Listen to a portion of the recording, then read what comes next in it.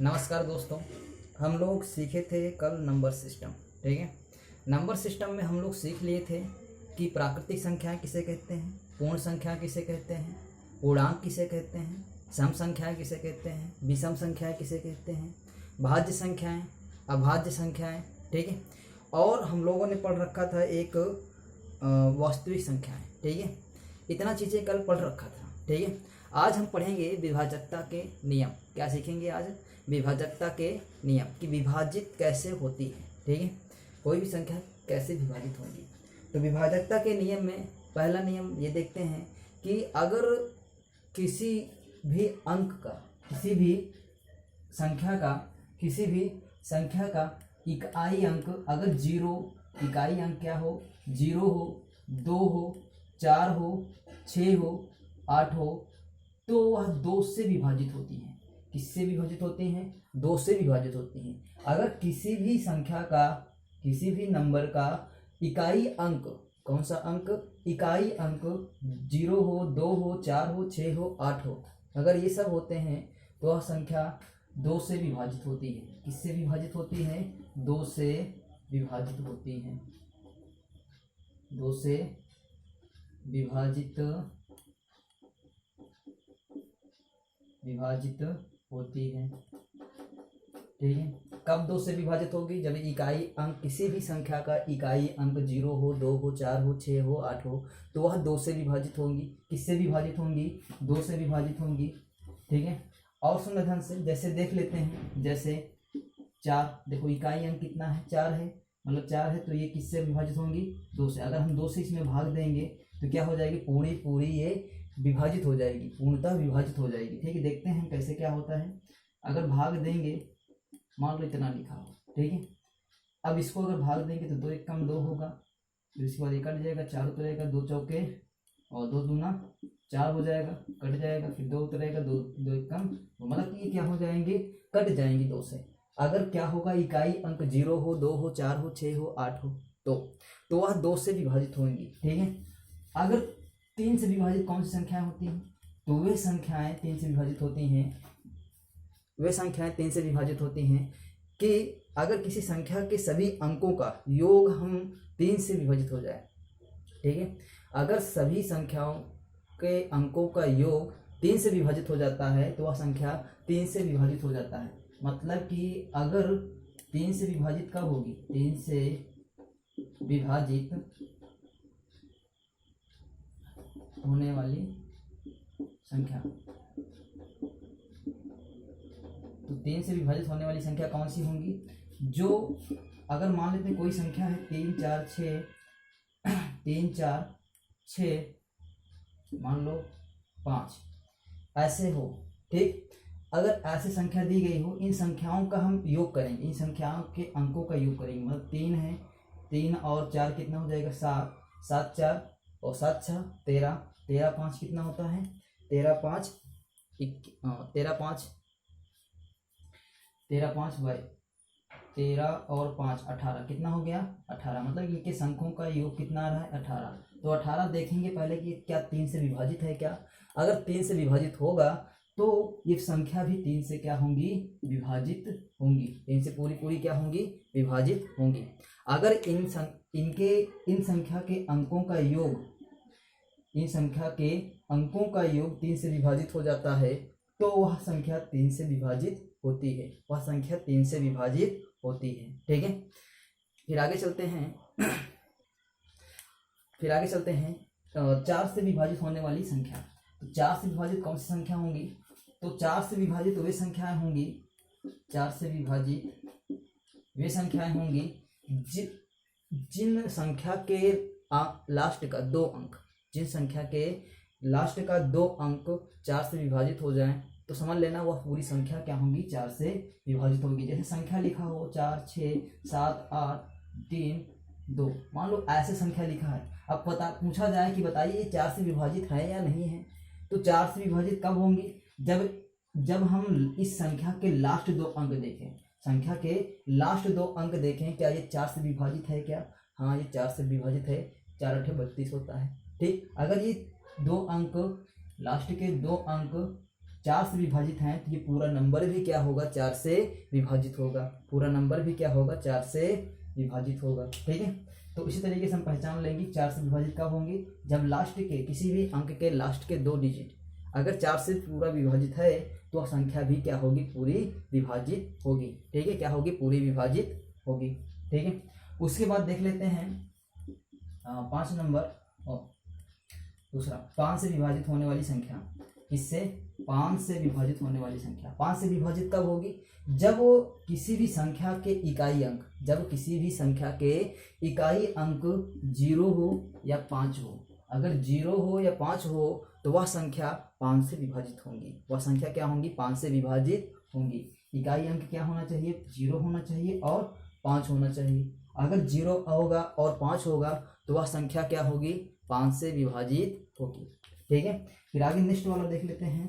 5 4 हो गया, फिर उसके बाद 5 6 से विभाजित होने वाली संख्या।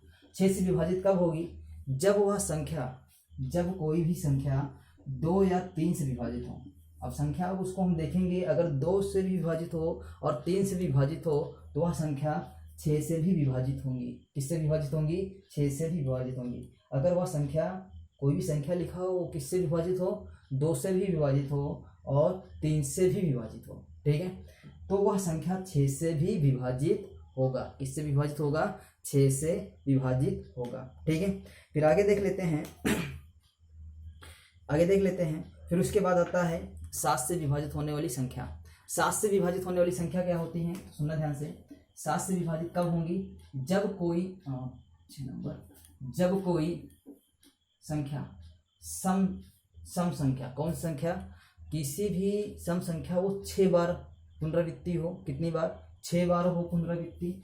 मान लो जैसे सम संख्या क्या होती है, जैसे हो गया 2 बार, 2 कितनी बार हो, 2 यही 6 बार हो। कितनी बार हो, 6 बार हो, तो यह संख्या किससे विभाजित होगा, 7 से पूर्णतः विभाजित होगा। जैसे ये सम संख्या 4 4 हो, यही 4 4 कितनी बार हो, 6 बार हो, तो ये समझ लेना वो किससे विभाजित होगा, 7 से विभाजित होगा। ठीक है, और सुन लेना ध्यान से। और कब विभाजित होगा, और कब विभाजित होगा, और विभाजित ये तब होगा जब हम इसके लास्ट डिजिट को किससे गुणा करा दें, 5 से गुणा कराने के बाद। किससे गुणा कराने का, लास्ट डिजिट में 5 से गुणा कराने के बाद बाकी से बची संख्याओं में हम कितना जोड़ दें, इस संख्याओं को जोड़ दें। ठीक है, इन संख्याओं को क्या कर दें, जोड़ दें। अगर वह संख्या विभाजित होगा तो समझ लेना वो संख्या क्या होगी, पूर्णतः विभाजित होगी। ठीक है, तो देखना, जैसे हम एक उदाहरण देख लेते हैं। जैसे कितना लिखा हो, 882 लिखा हो। कितना लिखा हो, 882। तो हम क्या करेंगे, लास्ट वाले डिजिट को लेंगे। ठीक, लास्ट वाला डिजिट कितना है, 2 है। अब 2 में हम किससे गुणा कराएंगे, 5 से गुणा कराएंगे। किससे गुणा कराएंगे, 5 से। तो 5 दूना कितना होगा, 10। तो बचा कितना है, अब देखो आगे देखो, इसको निकाल दिए तो ये कितना हो गया, 10 हो गया। और ये कितना है, 88 है। कितना है, 88। इस 10 को लाएंगे, इसमें जोड़ेंगे, कितना हो जाएगा ये, 98। कितना हो जाएगा, 98 हो जाएगा। फिर उसके बाद हम क्या करेंगे, फिर लास्ट डिजिट कितना है आपकी बार, 8 है। कितना है, 8 है। तो इसमें किससे गुणा कराएंगे, 5 से। तो 8 5 कितना हो जाएगा, 40। और जो लास्ट बचा है 9, 40 9 कितना होता है, 40 9 होता है टोटल 49। 40 9 कितना होता है, 40 और 9 कितना होता है, 49। क्या 49 7 से कटता है क्या, अगर 49 7 से कटता है तो देखो 7 7 49 करता है ना, तो मतलब ये वाला नंबर भी क्या होगा, 7 से पूरा डिवाइजेबल होगा। पूरा पूर्णतः क्या होगा, विभाजित होगा। ठीक है, 8 से विभाजित कब होगा, जब किसी भी संख्या का लास्ट 3 डिजिट ऐसे लिखा हो, लास्ट मतलब कि पीछे का 3 अंक। ठीक है, किसी भी नंबर के पीछे के 3 अंक अगर 8 से विभाजित हैं तो वह संख्या समझ लेना कि 8 से पूर्णतः विभाजित होगा। किससे विभाजित होगा, 8 से पूर्णतः विभाजित होगा। ठीक है, अब 9 से विभाजित कब होगा, तो सुनना ध्यान से। 9 से विभाजित कब होगा, जब वह संख्याओं का योग, ठीक है, उन संख्याओं का योग अगर वो 9 से विभाजित हों, किससे विभाजित हों, 9 से विभाजित हों। जैसे हम एक संख्या ले लेते हैं, ठीक है, तो एक संख्या जैसे हम ले लेते हैं 7 2 6 3 5 4, मान लो ये संख्या ले ली, ठीक है। अब इस संख्या में देखना ध्यान से, अगर इन संख्याओं का योग, इन संख्याओं के अंकों का योग 9 से विभाजित होगा तो पूरी संख्या भी क्या होंगी, 9 से विभाजित होंगी। तो देखना ध्यान से, 7 2 कितना होता है 9, 9 6 कितना होता है 15, 15 3 कितना होता है 18, 18 5 कितना होता है 22, 22 18 5 23 कितना होता है 18 5 23, 23 4 कितना होता है 27।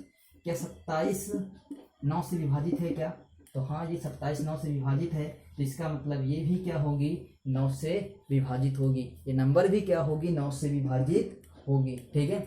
अगर इन संख्याओं के अंकों का योगफल 9 अंकों का योगफल 9 से विभाजित है तो ये पूरी संख्या भी क्या होंगी, 9 से विभाजित होंगी। अब 10 से विभाजित क्या होंगी, 10 से तो जानते हो कि अगर किसी भी संख्या का इकाई अंक कितना हो, 0 हो, इकाई अंक 0 हो तो 10 से विभाजित होंगी, अगर 0 नहीं होगा तो पूर्णतः विभाजित नहीं होंगी, ठीक है। और सुन लेना 11 का क्या होता है, 11 के लिए सुनना ध्यान से, 11 के लिए क्या होगा, इसे कोई संख्या दिया है, ठीक है, मान लो कोई संख्या दिया है, मान लेते हैं यही संख्या मान लेते हैं, ठीक है।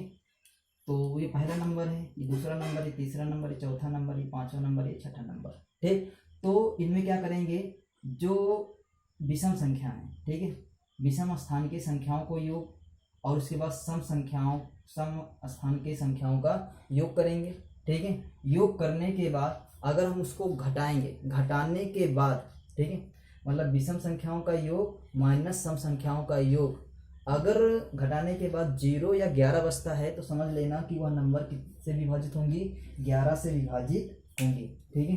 तो इसके लिए एक उदाहरण देख लेते हैं 11 के लिए, ठीक है। तो जैसे देख लेते हैं उदाहरण 11 के लिए, देखना ध्यान से, जैसे लिखा हो 8 0 1 6 4 5 9 1, मान लो ऐसे लिखा है, ठीक। तो देखना ध्यान से, ये क्या है, 8 है, एक देखना ये पहले स्थान पे है, दूसरे तीसरे चौथे पांचवें छठे सातवें 8, ठीक। तो हम क्या करेंगे, ये वाली संख्या और ये वाली संख्या और ये वाली संख्या, ठीक, इन संख्या के स्थान पे जो लिखा है उनका हम क्या करेंगे, योग करेंगे, उनका क्या करेंगे, हम योग करेंगे। तो जोड़ो कितना आ रहा है, 8 1 9 9 4 9 4 13 13 13 9 21, कितना होगा 13 9 21। अब आगे देखना ध्यान से, अब इनका जोड़ेंगे तो 6 4 0 0 6 और 5 6 5 11 11 1 12, घटाओ, घटाने के बाद देखो कितना बचता है,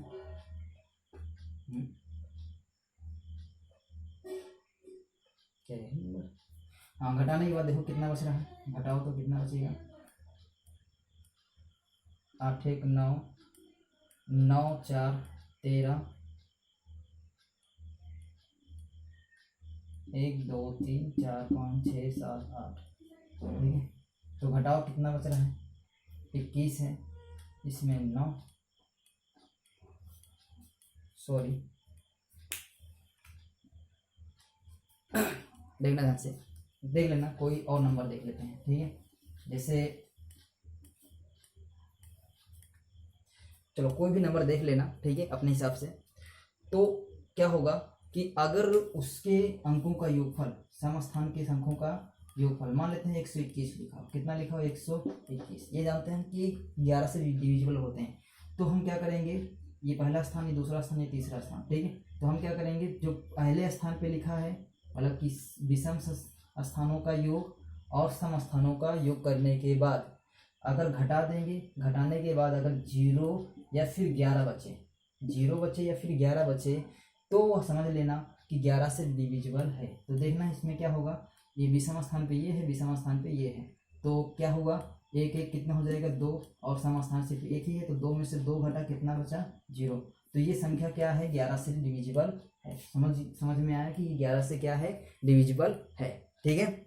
इसी तरीके से हम भाजकता का नियम के जितने भी क्वेश्चन होंगे सब क्वेश्चन को करते चले जाएंगे, ठीक है। फिर इसके बाद